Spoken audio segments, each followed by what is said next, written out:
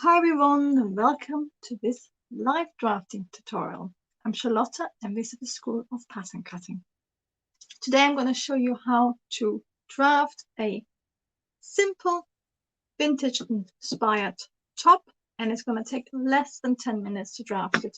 And I'm also giving you a few options on how you can make it even quicker or get a slightly more interesting fit. This is live, so what I do is I show you how to draft it, and then afterwards we can have a chat and you can ask any questions.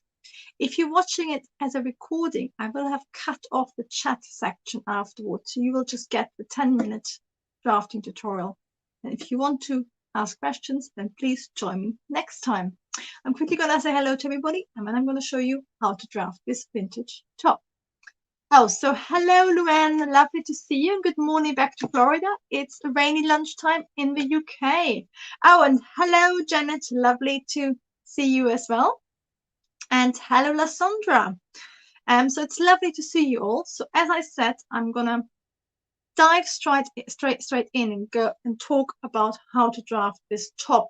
If you want a slightly more in-depth analysis and drafting guide, there's one on my Instagram, and I can link to it in the description below.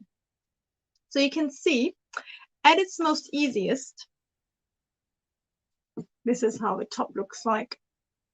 This is the vintage version I like, and I've seen it as tops, or you can add it to a dress.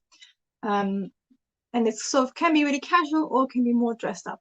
So at its most basic, you can see I've just pinned one to my mannequin, and it's literally two rectangles of fabric pinned together at the side seams, left open for the armholes, and then they're gathered into your neckline with a ribbon, which also becomes the shoulder strap. So you could, if you haven't got a block like this or sewing pattern you're working from, then you could just start with a rectangle. What I would do for that is I would measure the looseness I want. So you would measure around the widest part of your top. So it would be either your bust, or if it's longer, it would be your hip.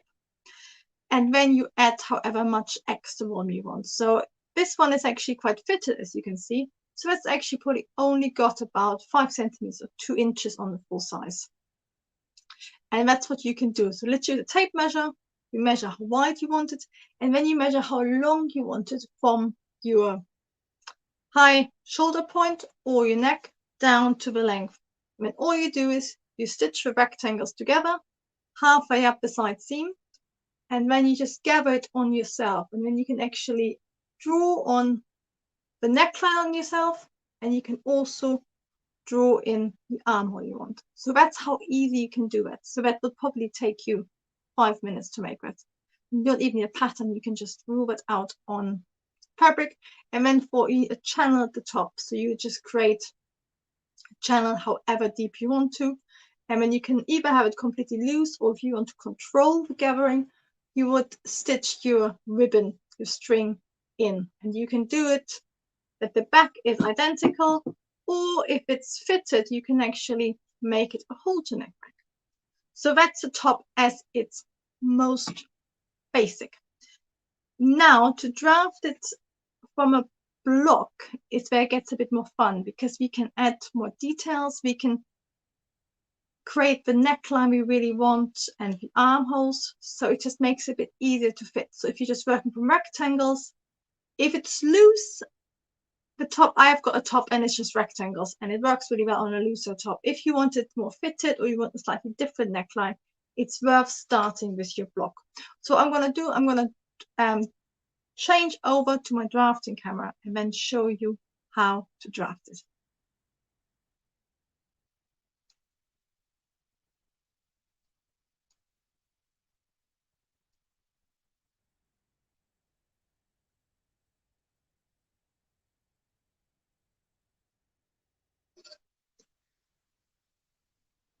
So I'm going to show you how to do this version first, and as with the 10-minute tutorial, I don't want to overwhelm you. I'm going to see how long that takes. I think we can get it done in 5 minutes, because the version I want to try out is really this version, which is a bit more sophisticated. You can see the gathers are only around the neckline. So it's a slightly different constructions, but you can use the same starting point.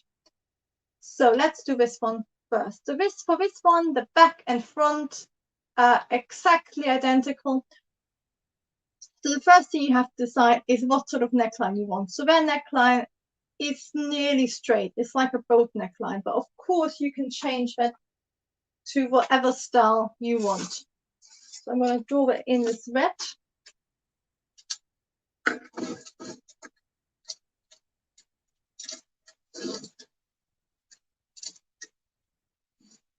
Sorry, I got blue pen and I've got too many pens. There you go. Got a red one here. So whatever neckline you want, you can use your pattern master or your ruler.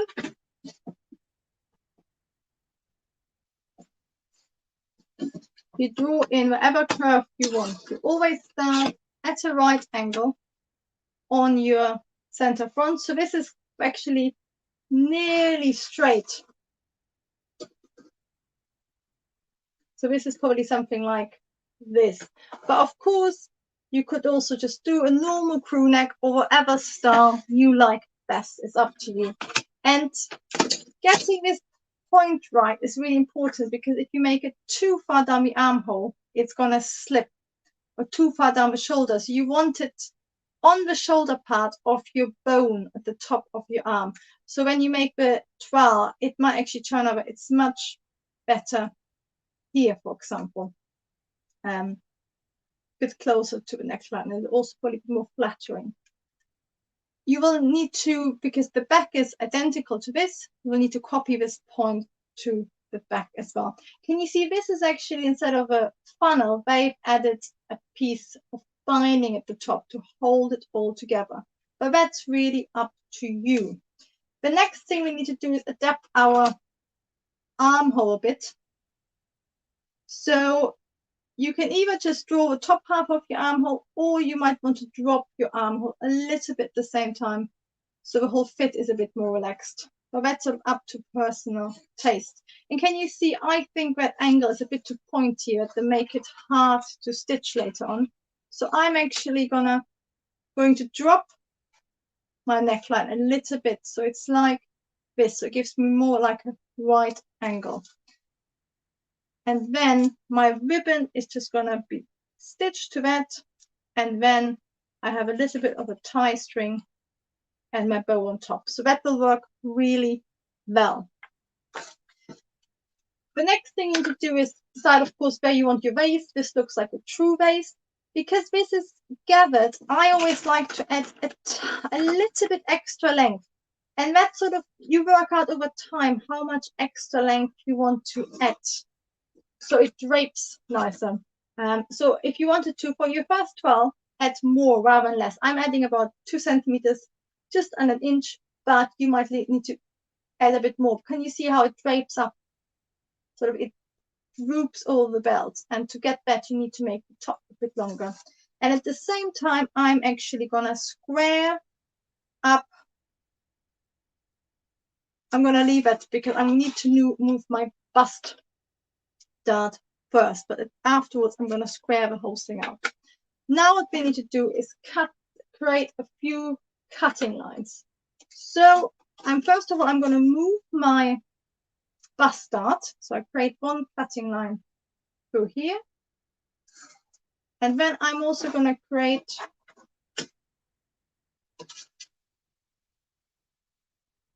another cutting line here. So I want to spread the volume quite sort of evenly throughout. And because I've got a curved neckline, I want to evenly distribute it. And then I want to have a another line here, but my dart is in the way. So I'm going to move that first, and then I can cut all 3 open at the same time. So the first thing I'm going to do is move my dart into volume, and then add however extra volume I need. So what you can do, if you have quite a big bust dart, you can actually already spread the volume from your bust dart into different places. So it's not all in one point. So let's try that out with 3, but you might actually even do more.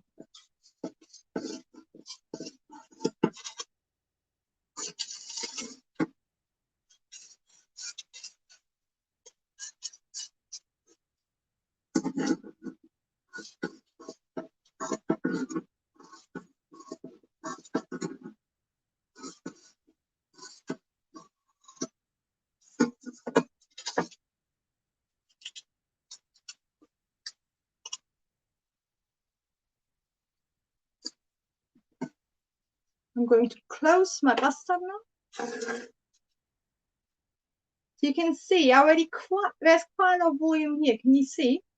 So that is properly, because I've cut it into 3, my volume. Each one is about a centimeter. So that's quite a nice amount of volume. And I think if it was in one place, it would be too sudden. So spreading it out works. And if you also notice, it makes it squarer. So I nearly end up with the rectangle, but I'm going to have slight curves rather than a straight rectangle.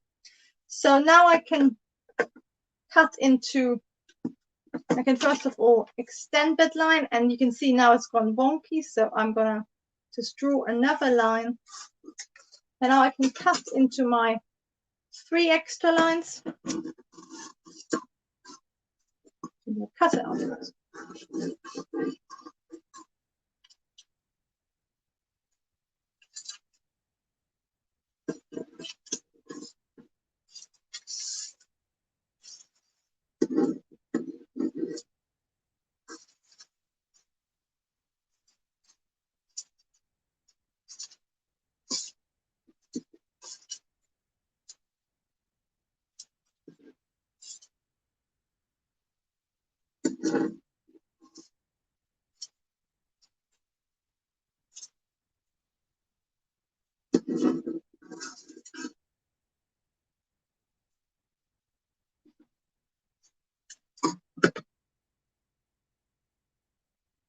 So you can now see I've got the extra cutting lines, and you could actually make the top like this, and it would just be fitted, and it will have a bit of extra volume at the base because we got our dart there. And of course, what we do at the same time is we square down here. So in theory, if you don't want too much gathers,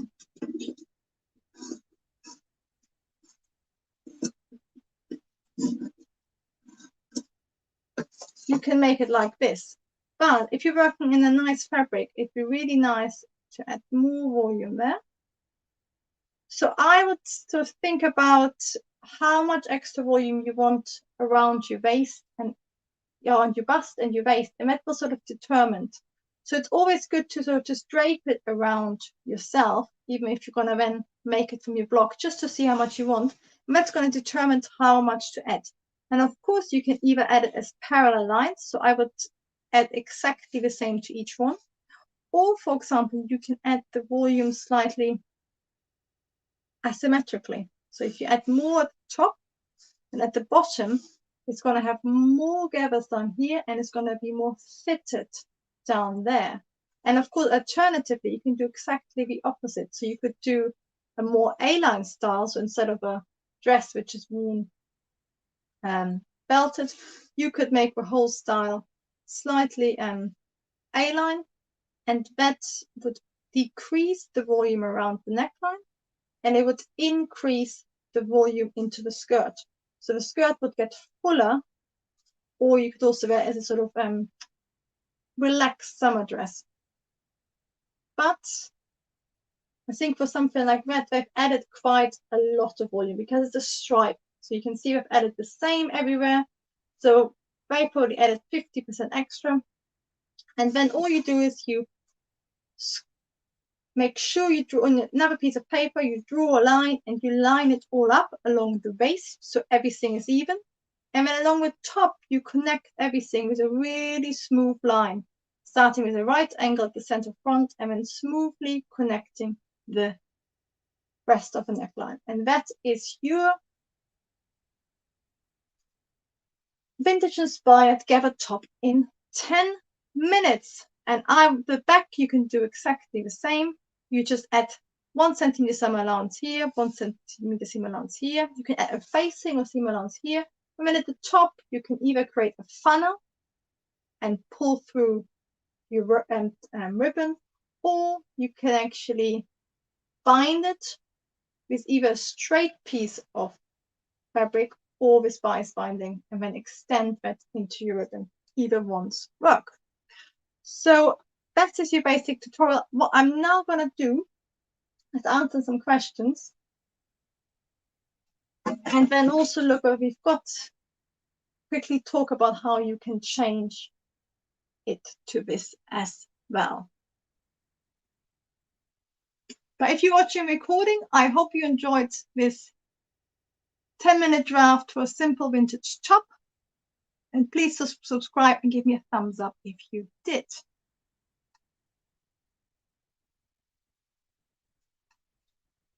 So everybody, I hope you enjoyed this drafting tutorial. I'm switching around the format a little bit. You might have noticed. It's just because if somebody sees a 1-hour YouTube tutorial and it says 10-minute draft, they're never going to watch it because it doesn't make sense. So I'm going to sort of have a live version where you can chat, and then you can have a recorded version, which is short and snappy.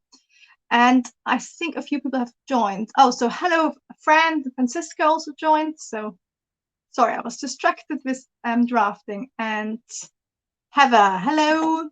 And also Misutra, hello. To Algeria. And Heather's got a question. Would you put more volume in with a drapier fabric and less volume with a woven that's stiffer? And would you curve the neckline slightly in the next step? Yes, Heather, I didn't put all this information in, but definitely I was thinking with something which is a thin cotton for summer, or thin wool or silk or chiffon, you can add more. You definitely don't want to be too mean. I think if you have like a drapey fabric or a stiffer cotton, then I would just put a bit in and I would make it more controlled. So for example, on the other top, it's definitely really controlled because it's more of a fitted dress and it's a stiffer fabric. But on something like that, you can add more volume. So I would literally get the fabric you have, and if it's a chiffon, you probably double the size. So if your normal circumference, so your whole bust width is something like 100, you might even go up to 200. Nurges on Instagram has done a beautiful, very fine silk dress, I think, and you put in lots of volume, so it looks really stunning. And the other question, yes, you would curve the neckline slightly. So can you see here, if I actually lay it on my straight of the ruler, which is what you would do when you draw a line from the on the next step and you mount it all down, it's a slight curve. So you don't want a zigzag curve, but you want like a slight curve. And you might find when you're making your trowel that you have to slightly curve it up more because you don't want to stretch it. You want it to quite floaty, which is why I also added the extra at the bottom. And you might actually find that you need to double that afterwards. I hope it answered the question, Heather. And Fran says, do you have a video on how to draft a basic bodice? I have a course which is separate to YouTube, which you can find on my website, Fran, which is learn.schoolofpattern-cutting.com. But what I would suggest, to tell you the truth, if you have a sewing pattern which fits you, you can change that into your block to begin with. And I know some of my other students do it, and it works quite well. So if you have a fitted dress you really like, a sewing pattern, you just need to take your seam allowance off, and you need to extend your bust points, because on sewing patterns they moved away from your bust because it's not very flattering to have pointy bust. So you just need to find your actual bust point, your apex point, I think for America, and then just extend your dart to that, your bust dart and your waist dart, and then you can start with that. And then Janet says, is the dress elasticated at the waist in the example you have shown us? Okay, I think it isn't, Janet, because it is from 40s. I'm not, some people are amazing at dating it. It's quite an old dress, so I think the whole dress is just straight or even A-line, but because it's a stripe, I think it's literally just basically you oversized pillowcase with a curved, there's a massive tube, this armholes cut out, and then it's belted in.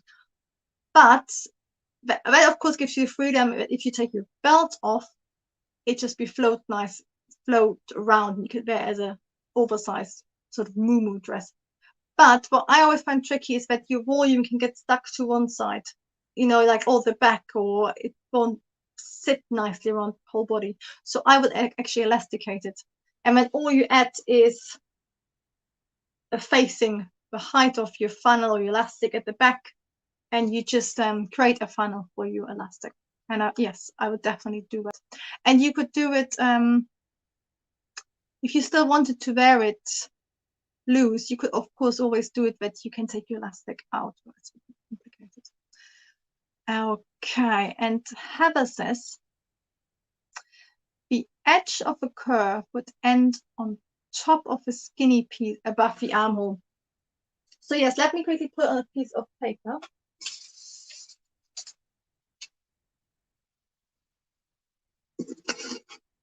So this is sort of,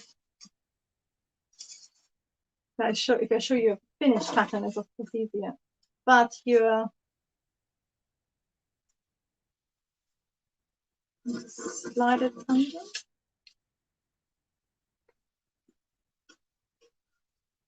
So I would, when I'm drawing in my curve, I would sort of, can you see, I would just curve it up. And then here, what I don't want to, can you see, this is now lower. So I can either cut off bits, or I can actually extend it more. So I would actually extend it a bit more. So I'm now actually like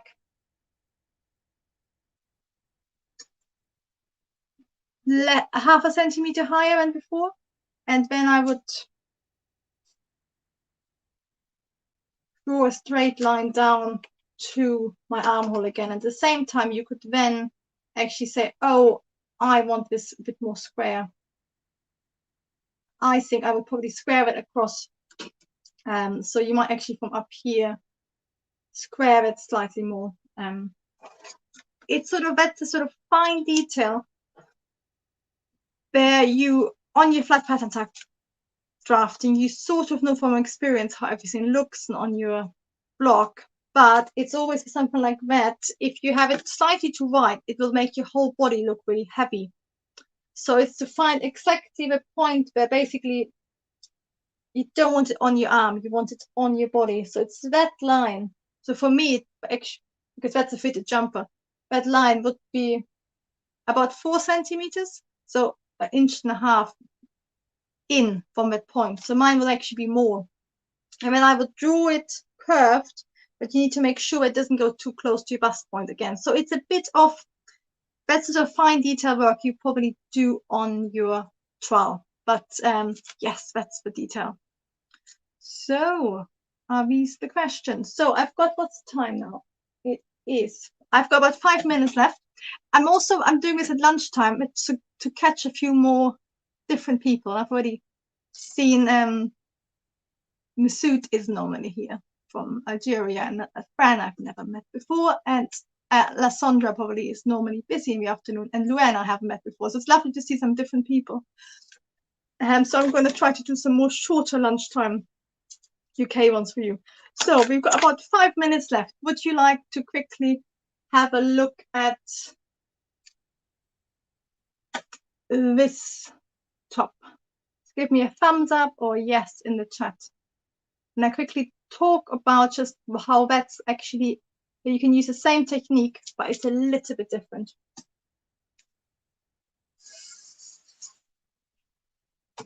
Yes. Yes, please, from Heather. Wonderful. Let's see, there's 11 of you watching. If I get 3 yeses, that'd be fantastic. Janet says yes. And oh, hello, Latifa. Haven't seen you for ages. Latifa says yes as well. It's wonderful to see you. So Latifa has been with me for, well, years ago on YouTube, but you're very busy, I think. So I'm honored that you're joining me on YouTube. So let's have a look at this dress.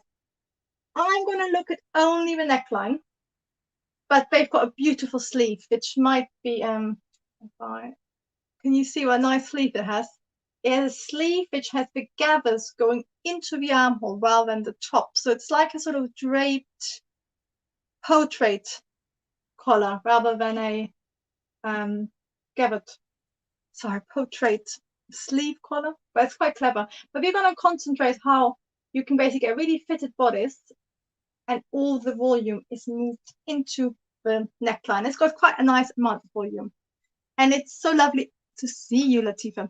And Heather, I'm glad you like the sleeve as well. I think that might be still a sleeve for Patreon at some point, because I think it's quite clever. But I also have to say, I quite love that contrast strap on the other one. And that's on this one. On the other ones, you could have a drawstring. On this one, I think it's very controlled. So there's a facing without all the gathers. So let's have a quick look at that. So I'm going to go full screen again. I'm going to try to keep it to 5 minutes so I don't waste too much of your time. So first thing again, we're going to draw in our neckline. And again, it's hitting that golden point where it looks good on your arm. So, and then of course you transfer it to your back. And on your back, you might have a dart. So you might have to at the back tighten it afterwards a bit because you're going on the other side of the dart. But so little tweaks on the twirl. And then you just need to change quickly the armhole again and the neckline again. So I'm keeping a right angle above the shoulder.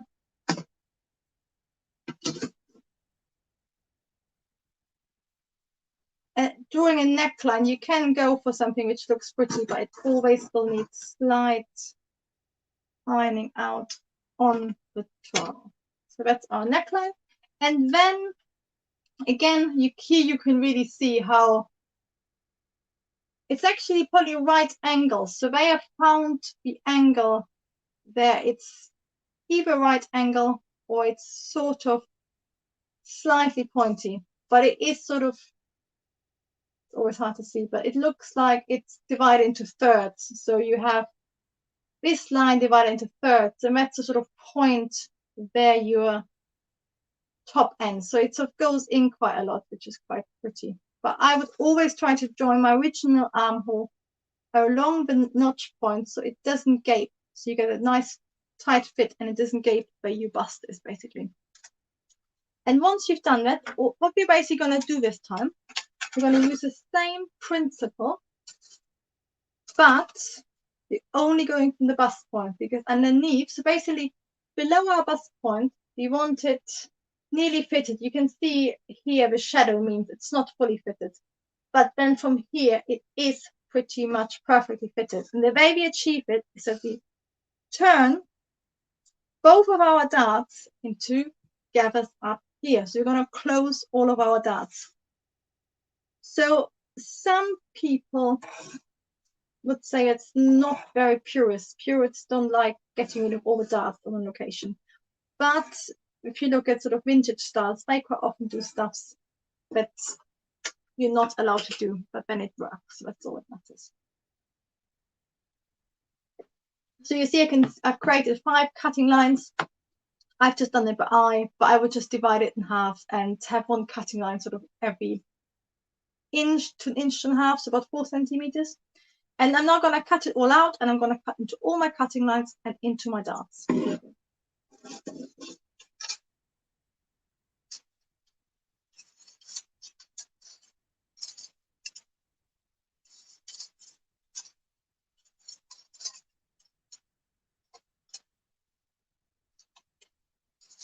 Oh, one quick note. Of course, if you're adding a sleeve on or the strap, I would actually not cut this apart. I would put another piece of paper on and trace it out, because once you cut it apart, it can get really confusing about all these lines. So I'd keep it as a master copy and just trace all this on another piece of paper and then do all my alterations on that, because then afterwards you'll go back to your master copy and you could put your sleeve in or your strap.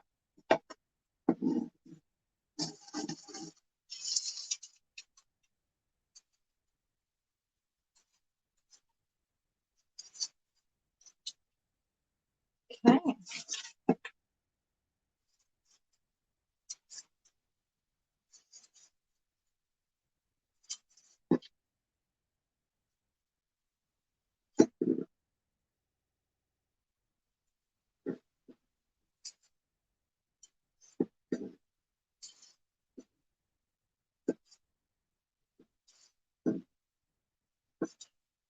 This is really fiddly, and what you might want to do is label all of these pieces, because they can easily get mixed up and then your collar won't work.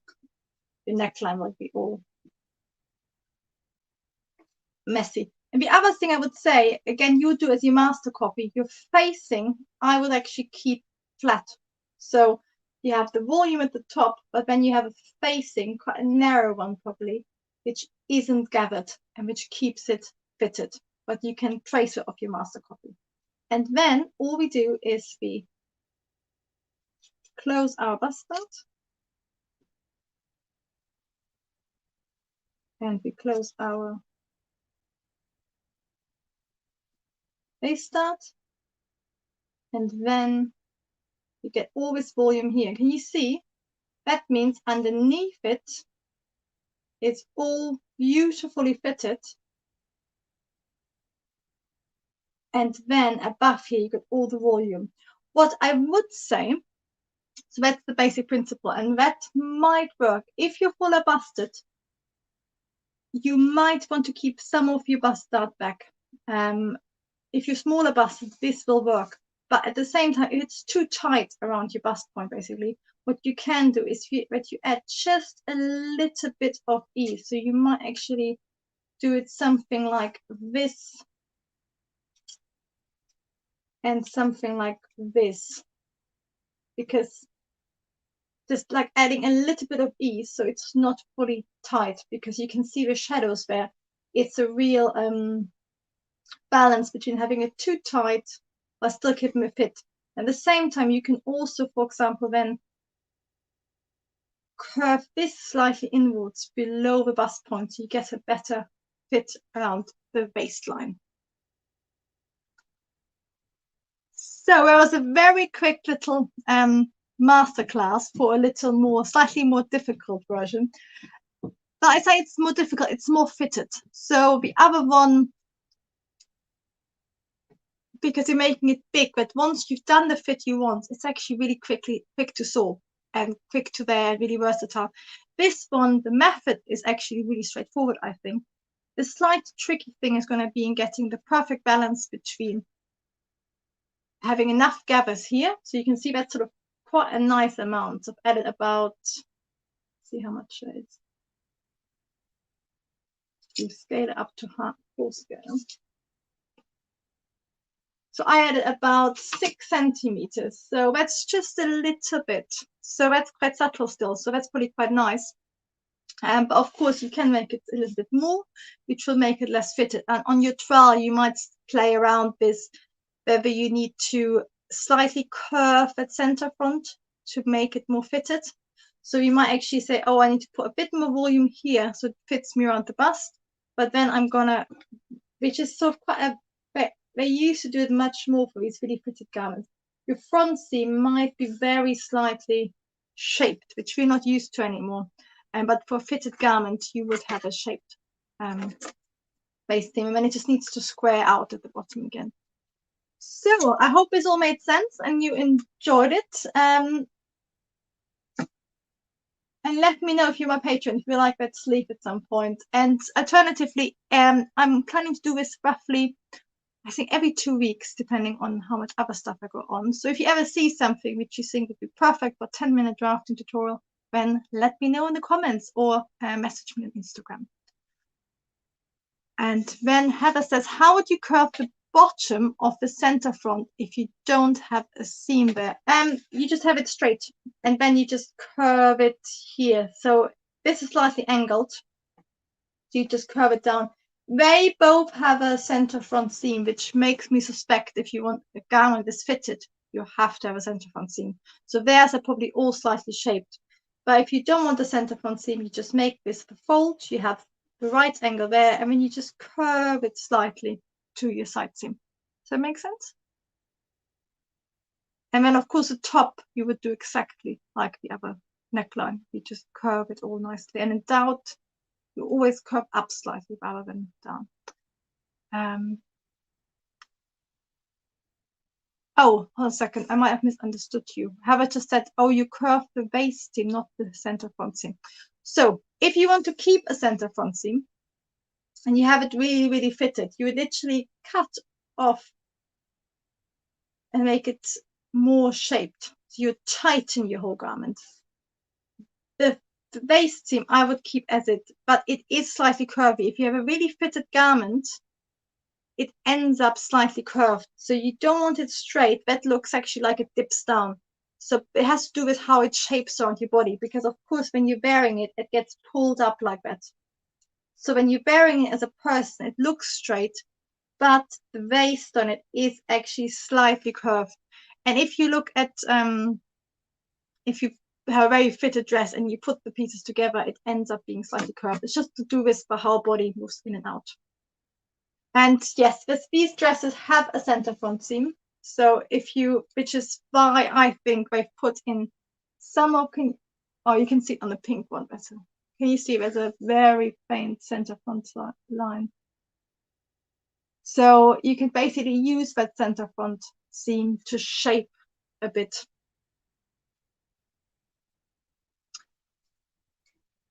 But of course, you can change it how you want to. And also, this is a very this is a definite 50s style thing. So you know, you might want to add this to a jersey top, which would be like a jersey dress, and then it would fit beautifully without a center front seam, because it's you would need the fitting to just make it the whole jersey block slightly tighter.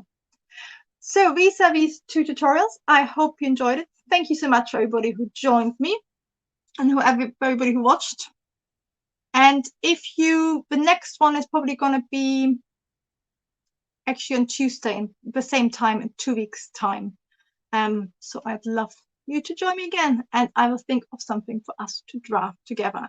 But that's it for me today. I say bye-bye, Heather, and bye-bye, Luann, and bye-bye, Latifa, and bye-bye, Lasondria, and bye-bye, Janet, and bye-bye, Francesca, and bye-bye, Miss Saud. It was lovely to chat to all of you, and I hope you enjoyed it.